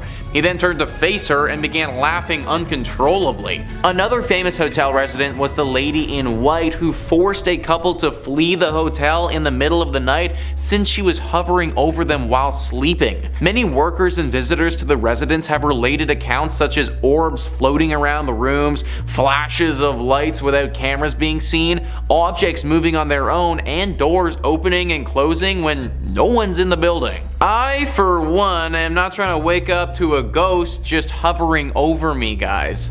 Honestly, it might give me a heart attack and, well, I'd never wake up again. This place is weird because no one really knows why it's as haunted as it is, but there's no doubt that it's teeming with paranormal energy. Pick a different place to go get a drink if you're in Kentucky. Number 3 on this list is the Kentucky State Penitentiary. We always got to include the creepy jail in one of these lists, guys, and this is Kentucky's. Virginia Travel Tips says, the Kentucky State Penitentiary is situated near the Tennessee border on a sharp bend in the Cumberland River. In the 1800s, a maximum security jail was built there. It is a gorgeous place from afar, but up close, it is a death and ghost machine, according to a local author and paranormal investigator. Thousands of men have been executed in the prison's electric chair, known as Old Sparky. During his death row cell inspections in the late 1980s, a guard had a terrible incident where no one stayed.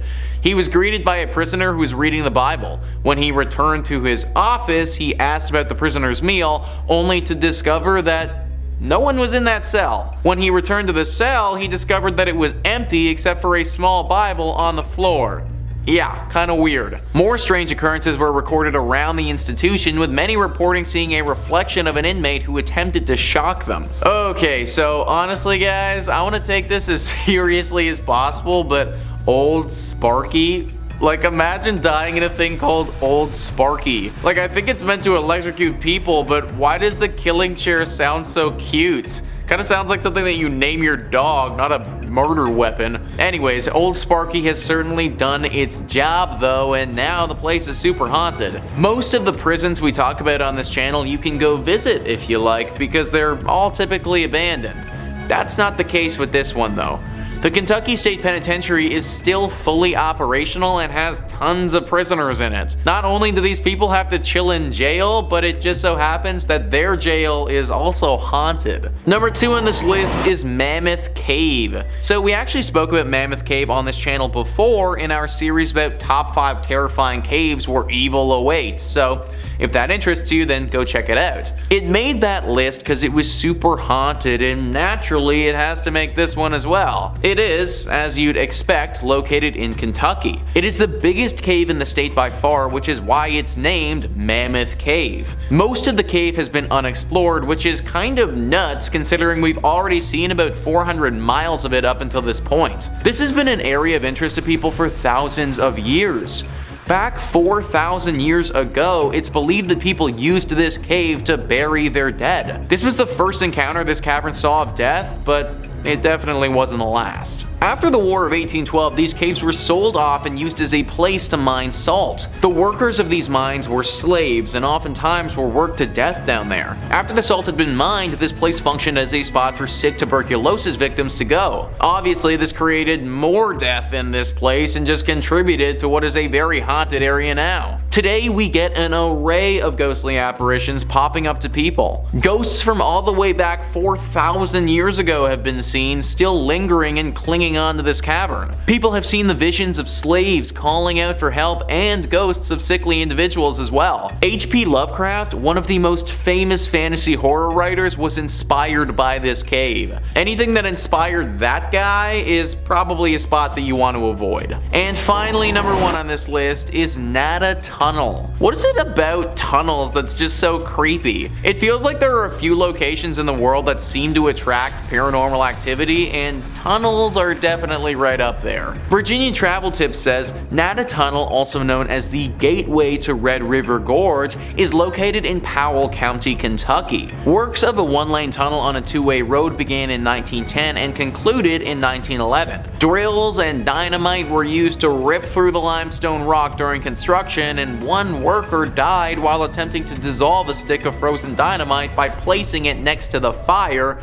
which, resulted in the dynamite exploding. As a result, the man's spirit is claimed to haunt the Kentucky Tunnel. Others allege that the location is haunted as a result of a climber who died in this region. These incidents are linked to the mythology of a green orb appearing in front of the tunnel. If you plan to enter the tunnel, keep in mind that it only fits one automobile at a time, therefore check for other car headlights before proceeding. This is one of the coolest haunted places in Kentucky for the sake of it being engulfed in nature. So it may look really cool, but the haunted nature of this spot makes me think that it should be avoided. Man, imagine literally getting blown up by a stick of dynamite. Like, that might actually be the worst. Granted, my dude did stick the dynamite literally right next to a fire, so I feel like he might have brought this one on himself a little bit. I'm not really sure how the climber would have died in this tunnel, but you gotta imagine that he screwed up if he was climbing in a tunnel. Either way, the spot is definitely riddled with these spirits, and they manifest themselves as this glowing green orb. Now, there haven't been too many reports of this thing being super dangerous, but it is definitely creepy to say the least. Locals don't really travel down this pathway for fear of the orb and what it could potentially do to them. Also, on a total side note, I just want to bring up the fact that this is a one-way tunnel on a two-lane road. Like, how dangerous is that, guys? What if it's foggy or something and I can't see all the way down the tunnel to the other car? That is literally the dumbest road design I have ever heard of. Maybe the legend was just created by the locals because they know how dangerous this freaking tunnel is. Regardless of what it is, I recommend staying away. And coming in at number 5, we have the Houghton Mansion. Built in the 1890s in North Adams, Massachusetts, for the mayor himself, Albert Charles Houghton. This neoclassical revival-style mansion sits on 172 Church Street. A family man, Albert was the president of Arnold Print Works, a prominent textile factory in North Adams. His wife, Cordelia, daughter Mary, and himself had owned and lived on the property right up until the fatal car accident which took the lives of the family in 1914. On an early summer morning, Albert and his family, accompanied by another family, Dr. and Mrs. Dutton and their daughter, and of course the family chauffeur himself, Mr. Witters, had decided to head out into the countryside for a leisurely drive, a drive that ultimately took their lives. Unfortunately, for everyone on that August 1st morning, after a steep turn, the car lost control and proceeded to screech off the road, resulting in a rolling fatal wreck. All the women in this tragedy losing their lives, with the men barely surviving from the multitude of injuries. On August 11th, just 10 days after the accident, without his wife and daughter, Albert mysteriously died in the home from what doctors think was a broken heart. It is said that 3 ghosts haunt the Houghton Mansion, including Albert himself, Albert's daughter Mary, and the driver, Mr. Witters. The mansion remained with the Houghton family until 1926, when Albert's daughter Florence and her husband sold the building to the Freemasons. This is when the spookiness really started happening. Through its multitude of use throughout the years, additions to this historic site were added on by the Masons, using it for ritual and spiritual purposes, making this story even weirder. Over the years, there have been countless paranormal witnesses claiming that the ghosts roaming the halls of the basement, Mr. Witters himself, guilt-ridden with the responsibility of the crash, and Mr. Witters took his own life shortly after returning home with injuries, and residents that have stayed at the site have claimed that the manly figure aimlessly rummaging through the basement is the driver himself. Among these claims have another spirit lurking in Mary's bedroom. It is said that overnighters have witnessed multiple bright lights and auras flying around the bedroom in the middle of the night. I wouldn't even step foot into this house, let alone set up camp and spend the night. No way. The Duen Mansion remains a tourist attraction and hotspot for paranormal goers worldwide, and to this day is one of the most haunted and mysterious sites in all of Massachusetts. Number 4. The Hoosick Tunnel. The Hoosick Tunnel, from the Algonquin word place of stones and the Mohawk word forbidden, is a 4.75-mile active railroad tunnel in western Massachusetts that passes through the Hoosick Range, an extension of Vermont's Green Mountains, and runs from Deerfield River in the town of Florida to the city of North Adams. The construction began in 1815 and ending in 1875 with a budget of $2 million, at the time the largest tunnel ever constructed, and it was later the result of taking lives of over 200 men during its construction entirety, earning it the nickname from locals, the Bloody Pit. This haunted, barren, 5-mile, completely enclosed stretch was subject to multiple accidents and deaths over the years, giving the tunnel its haunting history and reputation of being cursed itself. With the word forbidden, did the Mohawks know something that the workers didn't? Essentially, this cold, underground, pitch-black hole became one of America's strangest grave sites, resulting in everything from mysterious gas leaks, dynamite explosions, roofs collapsing, and even mechanic failures resulting in a mass flood. For the past decades, there have been numerous paranormal activity witnesses who have documented strange events, from police officers to the freight conductors themselves. Some of the reports over the last 100 years included numerous farmers and wagons ending up in different areas of the railroad, missing hours of time. The farmers had claimed that when spending time around the railroad and its tracks, that memory and confusion would always set in. Some residents have claimed that they have even been chased out of the tunnel by an unexpected freight train chugging along aggressively through the tunnel like a bat out of hell, and then vanishing. Numerous ghostly figures resembling workers roam the dark tunnel, and if that isn't scary enough, some people, including hearing the echoes and screams of even the workers who were buried alive under the rock, still holding their tools, or even seeing ghostly figures in pumping chambers where numerous men tirelessly making rafts not to drown. The Hoosick Tunnel remains one of the most visited and haunted places, marking it just one of the sites you'll probably never find me at. Just in 2020, the tunnel was yet again subject to a mysterious collapse, resulting in months of repair. Yeah, I say stop fixing it and just let it be. Number 3. The USS Salem. Planes, trains, and automobiles. Well, almost. A big boat. The USS Salem, a heavy cruiser built for World War II in 1945, was originally built for action. Its bold, aggressive architecture was one of the last, as it was more of a bluff to its opponents than actually a hero of war. In May 1949, War Departments handed the Salem's helm to Captain J.C. Daniel himself. The ship was built and updated with what was then the latest military tech and weapons, and it was meant to strike fear in whomever or whatever was in her way. Although the ship wasn't used in any action during World War II, it acted as a flagship, training operation, and main purpose as a threat to the naval enemy. It wasn't until the USS Salem had responded to the 1953 Ionian earthquake, or also known as the Great Kefalonia earthquake, as it hit the southern Ionian islands of Greece on August 12th, devastating the entire area. The USS Salem landed on Greek shores and acted as an improvised hospital and morgue, giving it its famous name, the Sea Witch. The ship was decommissioned shortly after its rescue and lays in Boston's harbor as a tourist attraction from all of its dark history. Some of the paranormal activities that arise on the ship include the Burning Man, who smells of rank death and can be seen in the mess hall where the bodies have been stored. Another famous apparition on the ship is the Ghost Girls, who lurk the halls of the ship. Little ghostly figures can be seen and felt on the legs of tour goers. Some people claim that the ship is even home to hellhounds, an aggressive pack of ghostly creatures that roam the ship, growling and scratching at closed doors. Yeah, the next time my dog scratches at my door, she's going up for adoption. I'm sorry. Number 2. The Lizzie Borden House. This quaint bed and breakfast located at 230 2nd Street is home to one of America's most haunted and mysterious homes. The Lizzie Borden House gets its haunt from an unsolved murder of Lizzie Borden in 1892. One of the most infamous true crime figures, known for her murdering of her father and stepmother with several blows to the head with a hatchet. Oof, ouch. Although acquitted, the killings remain unsolved to this day. This case earned notoriety, and much that the popular local children's rhyme had been linked to this death. Lizzie Borden took an axe and gave her mother 40 whacks. When she saw what she had done, she gave her father 41. That is horrible. On August 4th, 1892, Lizzie's stepmother of 27 was struck 19 times while her father Andrew was hit 11. Although Lizzie Borden was acquitted and found not guilty, the dark history draws in crowds every night for its nightly tour of the premises. The Lizzie Borden room, the infamous room where all of the murders took place, is the most requested and most popular for paranormal overnighters. And not only can you enjoy a lovely inclusive breakfast to yourself, but the nightly house tour, ghost tour, and ghost hunt attracts fans of horror every night of the year. Yeah, that's terrifying.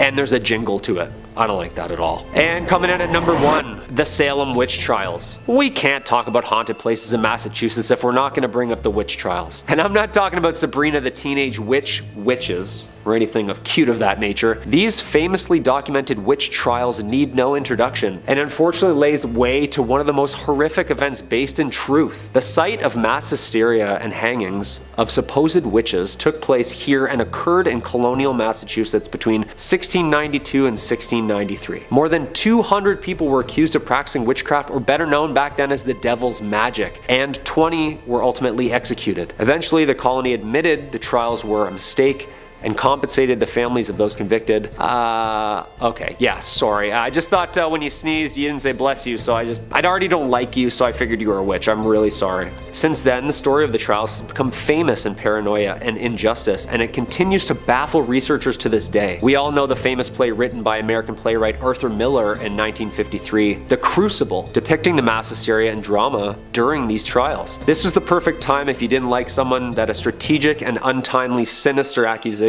led to the demise of thy neighbor. I saw Sarah Good with the devil. I saw Goody Osborne with the devil. Who else don't I like? I saw Bridget Bishop with the devil. Abigail. End of Act 1. Since the start of the trials and hysteria in North America, other European countries shortly followed with their own mass witch hunts, resulting in somewhere between 40,000 and 60,000 tried and executed for witchcraft. That's a lot of broomsticks. Coming in at number 5, we have South Manitou Island in Leland. South Manitou Island is part of an island chain in Lake Michigan that extends north to the Straits of Mackinac. The only public access is by ferry from Leland, Michigan. The island consists of a ridge of tilted layers of limestone buried under a blanket of glacial debris. 16 miles offshore from the Leelanau Peninsula, featuring 300-foot sand dunes, deserted shoreline, and empty campground, it's about as terrestrially creepy as you can get in Michigan. In the 1800s, the island became a popular harbor for ships traversing the newly built Erie Canal into the Great Lakes and on to Chicago. One local legend surrounds a ship full of passengers stricken with cholera stopped at South Manitou, where sailors buried their victims in a mass grave, some of them still alive at the time. Soon after this incident, the first appearance of ghosts and hauntings began. The mass grave is believed to be near the old cemetery just north of the Bay campground. This is also near where the old dock used to be located. Additionally, the passage between mainland Michigan and Manitou is one of the deadliest sections of Lake Michigan. This is due to a sudden weather change, creating a navigational hazard, causing over 50 known shipwrecks. Traffic was quite busy here during the late 1800s, and there were frequent accidents where ships would literally run into each other. Off the coast of the island lies the shipwreck of the SS Francisco Morazan, where rumors say a young island boy died after trying to explore on his own. There are also 2 cemeteries on the island and an ancient cedar forest where voices are said to be heard. The haunting of this island is so bad it has driven park rangers to go mad and demand to be taken off the island. One ranger even confessed to hearing voices, footsteps, and slamming of doors inside buildings that were otherwise unoccupied. Coming in at number 4, we have Masonic Temple. With over 16 floors and 1,000 rooms, this Gothic temple is one of the most striking buildings in Detroit. Furthermore, this is the largest Masonic temple in the world. According to rumors, there are hidden passageways, rooms, and staircases, so be careful as you might get lost quite quickly within the walls of this temple. The most famous urban myth associated with the temple is that of the architect George D. Mason. Legend has it that Mason went bankrupt funding the construction of the temple. He was going through financial difficulties and was very close to foreclosure. Due to this stress, George G jumped to his death from the roof. This story will back up the fact that many reports of a ghost climbing the steps to the roof of the building as if stuck in a loop of his darkest moment. Even scarier, additionally, guards frequently find the door to the roof unlocked, even when it was just checked moments earlier. Additionally, the temple has various cold spots and doors are reported to close suddenly. One of the roof doors is said to swing open just moments after it is locked by a watchman. Many people report the feeling of being watched while inside of the building. Coming in at number 3, we have Doherty Hotel. The Doherty family has owned and operated the hotel since it opened in the 1920s. The Doherty men were and remain the business managers. However, as the current owner Jim Doherty tells it, it was the Doherty women who were the heart and soul of the business. The hotel has a colourful history. During Prohibition, it was a speakeasy, a place for backroom gambling and adult entertainment. It was also a meeting place for the Mafia and Purple Gang. Here, they worked out their differences. In 1938, the hotel was the site of one of Michigan's most notorious murders. Isaiah Lebo, former Purple Gang attorney turned Purple Gang businessman, was murdered in the bar. He was shot by his cousin and business partner Jack Livingston and sadly passed away. Ever since, there have been numerous hauntings. Some believe it's Lebo who haunts the ground or grandmother Helen Doherty who passed away at the hotel. But there is one thing for sure, and it's the many ghost stories that are now associated with the hotel. Guests, visitors, investigators, employees, and the owners have all had some kind of paranormal experience at the hotel, which includes perfume scent wafting through occasionally, loud knocking, bedroom doors open and close by themselves, and dark apparitions and shadowy figures have been spotted anywhere from the lobby to the top floor. Also, the spirits of other murder victims roam the halls, lobbies, and rooms. While some can be seen, others prefer to just make noise. Coming in at number 2, we have Michigan's first state prison. Established in 1838, Michigan's first state prison remained in operation through 1934. The prison served as the nucleus for the city as it spanned some 20 acres. Over the years, it relocated and at one point became the largest walled prison in the world with around 6,000 inmates. In 1952, in response to poor medical care, brutality from the guards, and bad food, 2 maximum security prisoners took hold of a guard and used his keys to release other inmates. A days-long riot ensued, resulting in 9 guards being held hostage. Additionally, the riot resulted in the deaths of several inmates and guards before it was extinguished by the National Guard. The inmates fought for and won a list of 11 demands for reform. Today, the old prison has become the Armory Arts Village, a residence and studio for local artisans. Apartments are very contemporary and halls are covered with artwork. In spite of its modern renovations and freshly painted walls, though, rumours persist of its haunting. Visitors, workers, and artists of the space claim some prisoners and guards still haunt their former home. Residual sounds of riots are also frequently reported due to the prison's history of such occurrences. Judy Krasnow, an employee at the renovated Arts Village, hosts daytime historic tours of the prison, so a visitor can see the hauntings for themselves. She is also a resident of the prison and lives on site. She has confessed she believes her apartment, which was once a series of prison cells, has ghosts. Furthermore, Judy is not the only resident who believes that. Even though the upper floors have undergone renovations, the underground section that holds solitary confinement remains structurally intact. Although cells have been removed, there is intensity in this area that cannot be denied. And finally, in at number 1, we have the Whitney Restaurant. Located on Woodward Avenue, Restaurant Whitney was the former mansion home of David Whitney. David was one of the Midwest's wealthiest lumber barons at the turn of the century, and he built this magnificent 21,000 square foot home in 1894. The mansion was restored in the mid-1980s, and since then, reports of unexplained paranormal activities have been reported, such as shadow figures have been seen on the second floor, disembodied voices have been heard, and other strange phenomena have occurred. It is known that the mansion is haunted by Whitney and his first wife Flora. Flora always wanted to live in a mansion but died before the home was finished, leaving Whitney to raise their 4 children. A year after Flora's death, Whitney married her sister Sarah, leaving Flora's ghost to forever live in distress. The paranormal activity within the restaurant is not for the faint-hearted, as there have been reports of the elevator travelling between floors on its own with no one inside to operate it. Furthermore, ghosts have been witnessed on the upper floors, with one staff member seeing an older man looking looking out the window. The staff member approached the man asking him to leave, and right before the staff's eyes, the man vanishes into the floor. Other reports include noises that sound like silverware and kitchenware being handled and or stacked, and table settings keep getting moved around by some unseen presence. The outhouse is said to be the most haunted part of the property. It was originally built for Whitney's slaves and has been largely untouched for years, mostly due to the fear of paranormal. Inside the outhouse is a dining table that is set for the afternoon tea and has been untouched for as long as anyone can remember. Today is still perfectly set but covered in a thick layer of dust, adding to the ghostly atmosphere. The outhouse has no electricity, so sits in the darkness at night.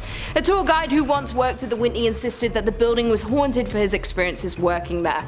The worker claims a group of dolls vanished from a room inside the building. Also, the worker has reported hearing his name being called from an empty area of the building. The Whitney Mansion is an elegant and beautiful property but has high body counts, a haunting history, and plenty of supernatural sightings still happening today. Number 5 on this list is the Zach Bagans Haunted Museum. Most haunted museums, or anything like that, are all kind of phony and corny. This one though, this isn't for the faint of heart. Thrillist says when Zach Bagans opened the Haunted Museum in Las Vegas, he did his homework and picked the creepiest place possible. The attraction is inside an old Victorian home that dates back to 1938. It was owned by a family haunted by a child who died due to surgical complications. Later, when the home was vacant, intruders broke in and held satanic rituals in the basement. Adult actress Jenna Jameson actually grew up in the house and swears the stories are true, but doesn't like to talk about it too much. Today, you can take a guided tour of the Haunted Museum, frequently used as a filming location for Bagans' ghost adventures on the Travel Channel and Discovery Plus. The museum packs a lot into one visit with more than 30 rooms. Things start off relatively tame with a look at spooky artifacts and a gambling parlor and a closet full of creepy dolls. But the pace picks up with exhibits dedicated to notorious serial killers, an up-close look at a Volkswagen van used as a death machine by Jack Kevorkian, and a haunted hallway of killer clowns. It's best not to give away too many spoilers, but at one point you'll face an item described as the most haunted object in the whole world. You will even get to explore the basement at some point, which many people believe to still be extremely haunted. You gotta wonder why the heck so many horrible things happened here. Haunted child, satanic rituals, other questionable things that have probably not been leaked to the public. I guess it makes sense to have a haunted museum here, but obviously bringing in all of these other haunted items has just further promoted paranormal energy, and now this is clearly a hotspot for spirits and ghosts alike. Only go to this museum if you can handle a good scare. Number 4 on this list is Rhyolite Ghost Town. This abandoned town is full of scary spirits, ghouls, and maybe a lot more. Thrillist says take a short road trip out of Las Vegas and spend the afternoon exploring the ruins of Rhyolite, one of the most compelling ghost towns in the country. A hub of mining activity during the gold rush, the town was quickly abandoned when the boom went bust following the panic of 1907. Wander around and you'll see the scattered remains of a bank, jail, and train depot. The landscape looks more like a nuclear war zone than a ghost town, but just as sinister and perhaps still home to the spirits who once lived there many years ago. We have talked a ton about ghost towns on this channel before. Something about ghost towns seems to attract spirits. Maybe like the sudden absence of people leaves a void that these spirits seem to want to fill. It also doesn't help the situation when you have people doing some very questionable things at these ghost towns.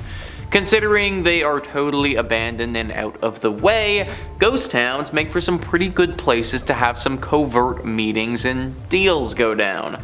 This one in Las Vegas, it's no different. Apparently a decent amount of criminal activity happens around here, with a lot of drug deals taking place here. Every now and again, these deals can go sour, and usually that leaves a body. Murder and a gang presence aren't great things to sprinkle in when a town is already dealing with paranormal activity. For safety purposes, I recommend staying away from this town at all costs. Number 3 on this list is West Gate. So I am actually breaking the rules with this one a little bit because I think that you should definitely visit this place if you have the money.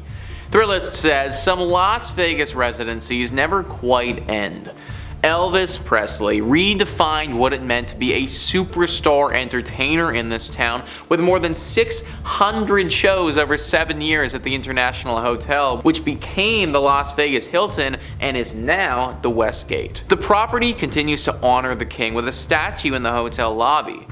Although Elvis passed away in Memphis, some believe his soul remains in Vegas with his ghost haunting the Westgate International Theater and a lavish rooftop villa the singer called home whenever he was in town. It's not cheap, but you can book the penthouse yourself. Just call the desk and ask for the Elvis suite. I don't care how creepy it may be or how scary he would look, but if there is an opportunity to see the ghost of Elvis, then that is absolutely something that I definitely want to cash in on. Imagine you pull up to your hotel room after a night of drinking and then you get to have a late night conversation with one of the greatest rock stars of all time ever. I don't think that Elvis would be the type of dude to hurt you or anything like that, even in ghost form. So as long as it's safe to do so, count me the heck in, dude. I want to go to Vegas and party with the ghost of Elvis. Number 2 on this list is Las Vegas Academy of the Arts. As somebody who graduated university for acting, and art school being haunted is just a tad bit triggering. Thrillist says the Las Vegas Academy of the Arts is a magnet school that specializes in music, theater, and other fine arts. Yet its legacy dates back to 1931 when it was known simply as Las Vegas High School, the first official high school in Las Vegas. The site has seen its share of renovations over the years, although 2 of its 3 original buildings remain on campus with their sturdy brick exteriors still in place. Generations of students have swapped stories about Mr. Petrie, a ghost that roams the hallways and haunts the school's theater. Some claim to hear strange noises or feel a chill, especially when rehearsals carry over to evening hours. So, who is Mr. Petrie? Some believe he was a former teacher. Others claim he owned a home that previously stood on the site of the school and burned down in a mysterious fire. Nobody knows for sure. All everyone does know is that Mr. Petrie is a menace. Let me tell you folks, acting is hard enough as it is without some creepy ghost causing problems for you mid-monologue. And apparently he likes to do that all the time. Many shows and performances have been ruined by Mr. Petrie, and the worst part about it is that he will only show himself to one person at a time sometimes. So the lead actor will be out there doing Hamlet and then all of a sudden see a ghost in front of him causing problems. The actor will naturally freak out and lose their mind, but no one else will see the ghost, they'll just see the actor on stage losing it. Which kind of makes the actor look like a bumbling idiot, but really they're getting attacked by some ghost. Try a different art school if you're looking for an artistic education. Number 1 on this list is Bally's. If Trivago or any other site like that tries to recommend you stay at Bally's, don't fall for it, guys. Thrillist says the worst fire in Nevada history tore through the old MGM Grand Hotel on November 21st, 1980. The blaze killed 87 people, mostly due to smoke inhalation, while helicopters rescued survivors from the roof.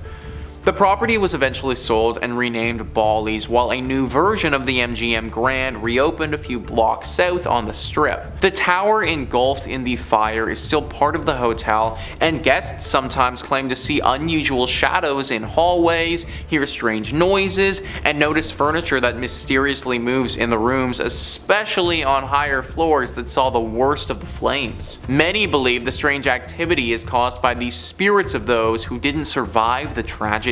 87 people dying in a tragedy like that is always going to leave something terrible behind, and that's what we have here. 87 spirits are now restlessly floating around in purgatory at this place. They tried to remodel and change the name and forget everything that happened, but an incident like that cannot be forgotten. The people who died and their spirits, they can't be forgotten. They're still there to this day, haunting the place and trying to seek help. Many of the reports haven't talked about these ghosts being evil, but just being misunderstood and trying to get out of this place. They didn't ask to die in a fire, and they also didn't ask to be left in this purgatory place forever. I would imagine that they want to move on, they just don't know how to get free of this. Hopefully someone can figure out a way to save these souls and let them pass on for good.